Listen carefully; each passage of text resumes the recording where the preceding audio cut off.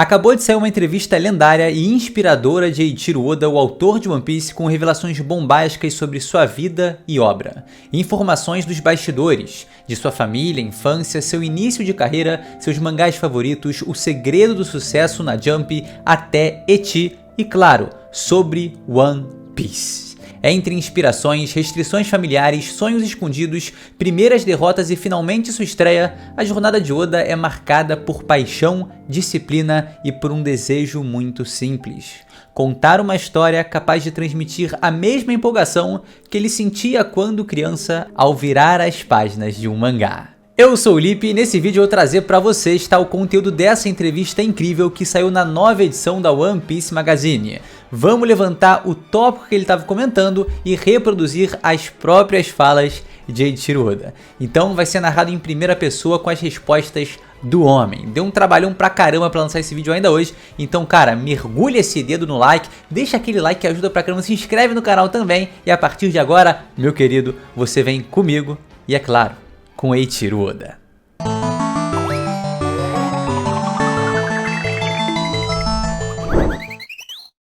O primeiro contato de Eiichiro Oda com a Jump. Meu primeiro contato não foi com a Jump em si, mas sim com suas obras. Comprei Kinnikuman, que a gente conhece como Músculo Total, na terceira série porque já tinha visto o anime, sem nem saber o que era Jump. Depois li Capitão Tsubasa e Hokuto no Ken, mas ainda não conhecia a revista. Na quarta série, fui à casa de um amigo e vi uma Weekly Shonen Jump.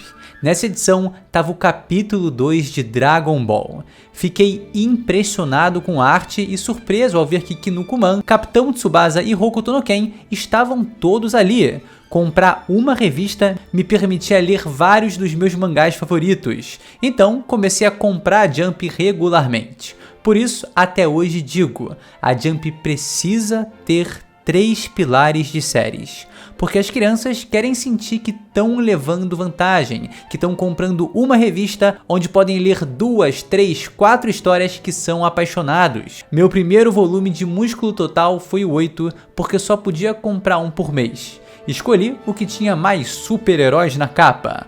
Com Hokuto no Ken, bastava olhar a capa para lembrar da história. Essas experiências me ensinaram 3 regras para as capas de One Piece. 1. Ter muitos personagens. 2. Mudar sempre as cores. 3. Deixar a história clara só pela capa. Acredito que nada supera as minhas próprias experiências, então todo mundo deve gostar de coisas assim, né? O momento em que Oda decidiu se tornar mangaka. Mesmo antes de Músculo Total, eu já lia mangá. Na época existiam 2 revistas de mangá infantil, Koro Koro Comic e Comic Bonbon. Eu era mais do lado da Bonbon, mas minha irmã tinha alguns volumes de Fujiko que era publicado pela Koro Koro, então eu também lia esses. Quando li Kaibutsu-kun aos 4 anos de idade, decidi ali que me tornaria um mangaka. Nasci em Kumamoto, mas morei em Miyazaki por 5 anos e foi lá que descobri que existia a profissão de mangaka, alguém que só precisava desenhar, e fiquei chocado, mas completamente decidido. Eu vou me tornar um mangaka. A partir daí, todo o mangá que eu lia se tornou estudo para o meu futuro como artista. Meus pais eram muito rigorosos, mas nunca duvidaram da minha decisão. Até quando minha tia zombava deles falando: olha só o Eiichiro falando essas bobagens de novo, eles apenas disseram: não, tá tudo bem. Fiquei feliz e surpreso por ter esse apoio. Mais tarde, quando declarei seriamente que queria me tornar mangaka, provavelmente eles ficaram preocupados, mas pareciam pensar: vai em frente, tenta, se não der certo, você pode voltar para casa. Tive sorte de conseguir minha estreia pelo prêmio Tezuka. Para os meus pais, só o nome de Osamu Tezuka já era um reconhecimento enorme, mesmo que eu nunca tenha conhecido o sensei pessoalmente, porque ele já tinha falecido naquela altura. Por isso eu sempre digo aos iniciantes: mirem em ganhar o prêmio Tezuka. Admirando Akira Toriyama. Antes de assistir Dragon Ball na quarta série, eu já assistia Dr. Slump na TV desde os primeiros anos do fundamental, mas meus pais, muito rigorosos, achavam vulgar e não me deixavam assistir. Tinha piadas com cocô demais. Como a TV ficava na sala, qualquer programa que eu quisesse ver acabava sendo assistido por toda a família, e algo vulgar poderia afetar minha posição na casa. Por isso, só li Dr. Slump de verdade mais tarde, comprando a coleção completa já no ensino médio. Toriyama Sensei sempre foi a minha maior influência. Nunca tinha visto alguém desenhar tão bem e foi amor à primeira vista. Mandei um trabalho para um concurso de novatos na Shonen Jump apenas porque queria estar no lugar onde Akira Toriyama estava. Não publiquei nada durante a publicação de Dragon Ball, mas depois de One Piece começar, Koa do Toriyama Sensei também começou na Jump e foi como realizar um sonho, publicar ao lado do meu ídolo. Mangás ecchi não eram permitidos em casa. Alguns mangás, mesmo Dragon Ball no início, tinham um conteúdo mais ousado.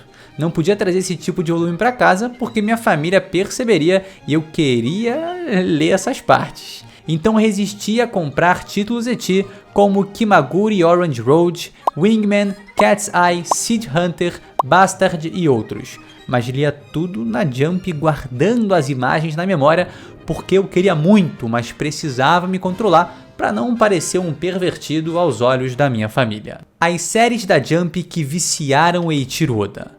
Quando eu era jovem, fiquei completamente viciado em várias séries da Jump. Star Bakuhatsu de Hataji Hideako me impressionou pelo uso delicado de tons em preto e branco. Cheguei a tentar desenhar como ele.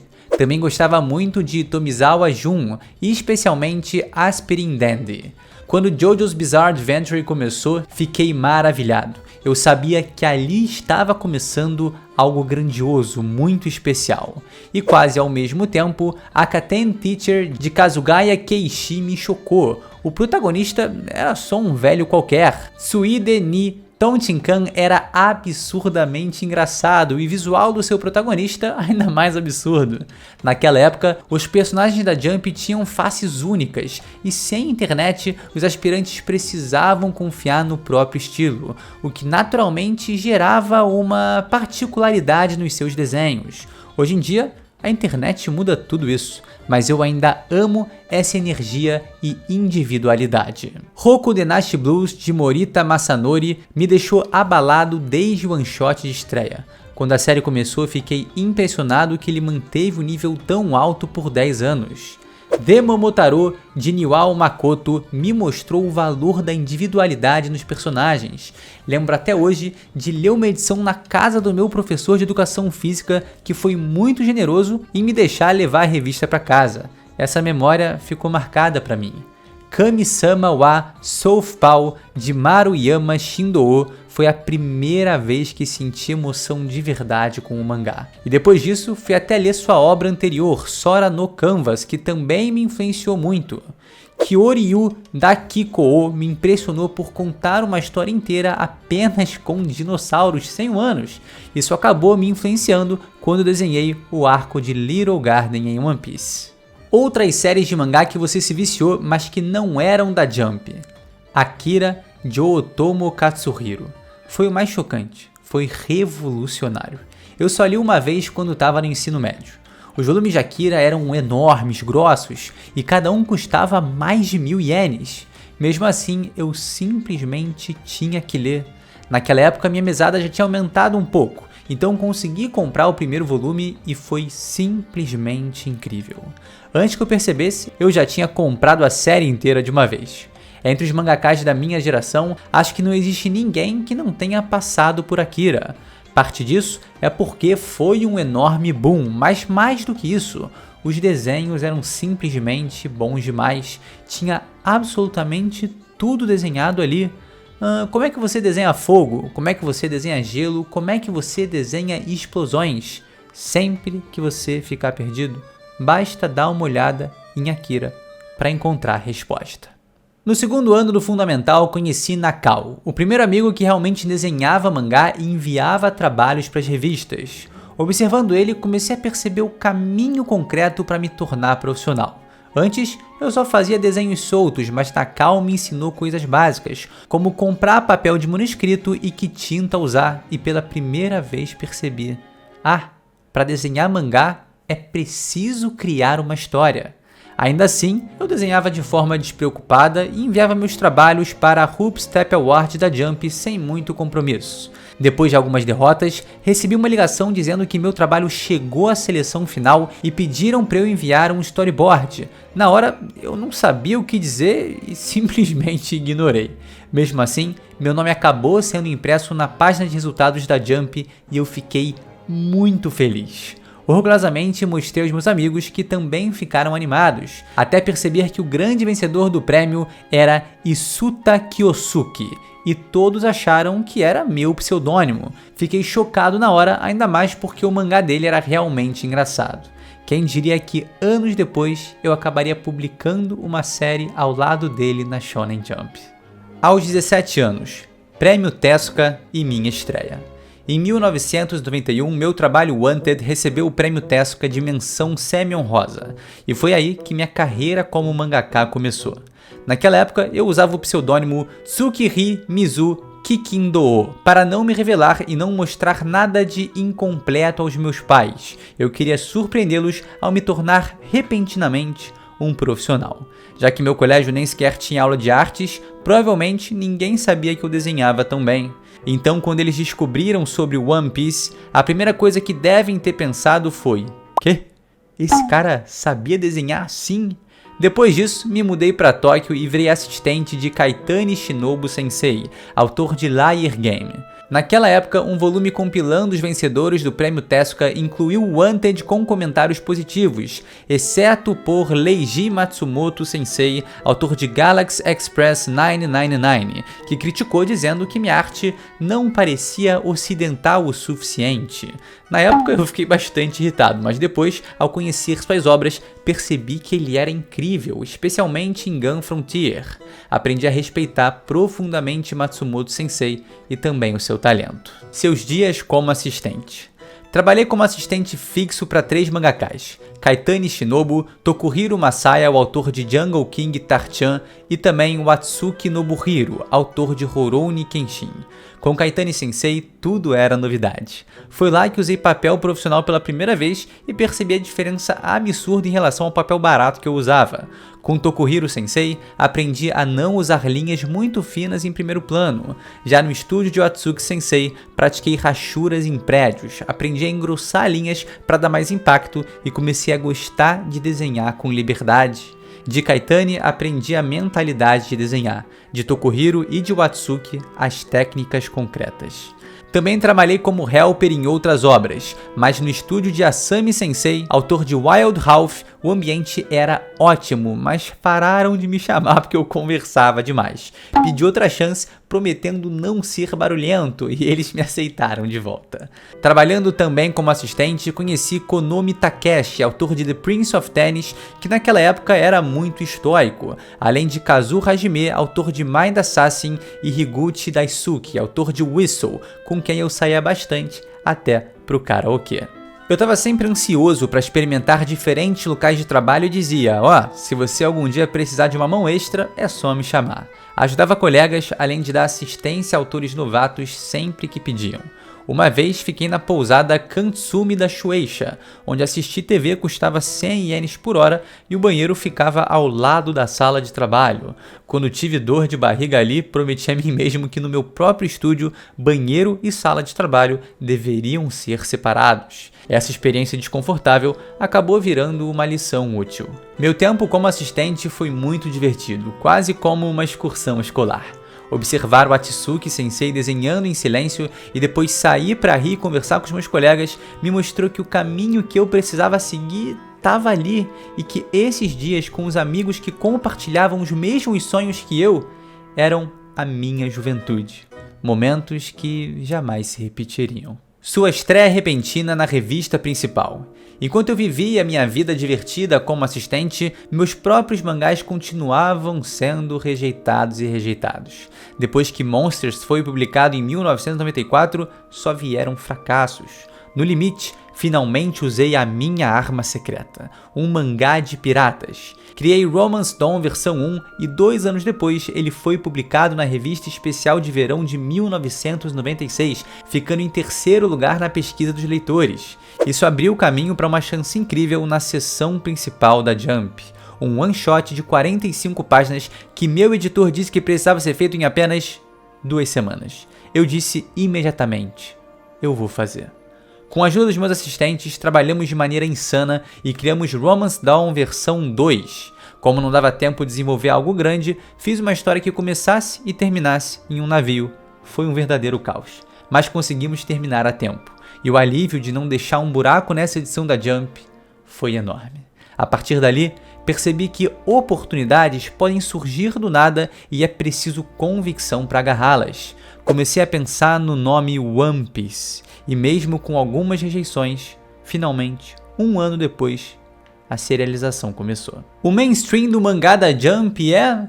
Pouco tempo depois de One Piece começar, em 1997, um grande evento aconteceu. As vendas da Jump foram ultrapassadas pela sua rival, a Shonen Magazine. Aquilo pra mim foi muito frustrante. Desde que li a Jump pela primeira vez na 4ª série, o mundo do mangá shounen sempre foi dominado por ela. Eu não queria ficar pra trás em relação aos outros mangás da Jump, mas ao mesmo tempo, também sentia a frustração de competir com outras revistas de mangá shounen. Dito isso, eu não estava pessimista. Entre 1995 e 1996, Dragon Ball e Slam Dunk terminaram. Os leitores provavelmente ficaram desapontados e as vendas realmente despencaram, mas ao mesmo tempo, isso criou uma oportunidade incrível para nós novatos. Todos nós, estreantes, pensávamos: se conseguirmos preencher esse enorme vazio, nos tornaremos os próximos pilares da Jump. É parecido com a situação atual da revista depois que Boku no Hero Academia e Jujutsu Kaisen terminaram. O que eu pensava naquela época era como não competir com Dragon Ball, porque se você começa um mangá de batalhas, os leitores naturalmente esperam que ele seja o próximo Dragon Ball. Não havia como eu vencer isso. Na verdade, eu testemunhei pessoalmente como vários mangakas novatos que conseguiram serializações antes de mim estavam sendo derrotados um após o outro por buscarem ser o novo Dragon Ball. Com uma abordagem focada em batalhas, One Piece nunca daria certo. Por isso eu enfatizei a aventura acima da luta e construí o drama, o que de algum modo tornou possível que One Piece sobrevivesse por tanto tempo. Dito isso, garotos jovens sempre amaram batalhas, não importa a era. Mesmo em One Piece, sempre que há um capítulo de luta, as pesquisas de leitores mostram claramente um pico de popularidade. Então se você me perguntar qual é o mainstream do mangá da Jump, eu acho que sempre foi e sempre será sobre ficar empolgado com batalhas intensas. Sua mensagem para o futuro da Jump e de seus autores. Através da minha experiência, consigo quase sentir o que os jovens criadores de hoje estão passando. Mangakas novatos são muito influenciados pelo mundo ao redor. Por exemplo, durante a Covid, várias obras com temas sombrios apareceram ao mesmo tempo, histórias de distopia e mundos sem esperança. É natural que os tempos sejam refletidos nos mangás, mas hoje também vivemos numa era em que as vozes dos outros chegam demais pela internet. Se você vai desenhar um mangá, algo que você cria sozinho, precisa confiar no que você realmente ama e não deixar se levar pelos outros. A Jump é exatamente o lugar que pode transformar essa paixão pessoal em um grande boom. Lembro que comecei a jogar futebol depois de ler Capitão Tsubasa e vi como o mangá pode inspirar movimentos reais. Se eu tivesse nascido um pouco mais tarde, teria lido Slam Dunk e entrado no clube de basquete. A Jump sempre teve esse poder. Por isso, quero que todos liberem o que amam, mesmo que o mundo ainda não tenha visto. Transforme essa paixão em mangá e acredite que você pode criar o próximo grande boom. Hoje, os gostos estão cada vez mais fragmentados, mas ainda acredito que deva existir algo que toda a classe possa compartilhar entre si.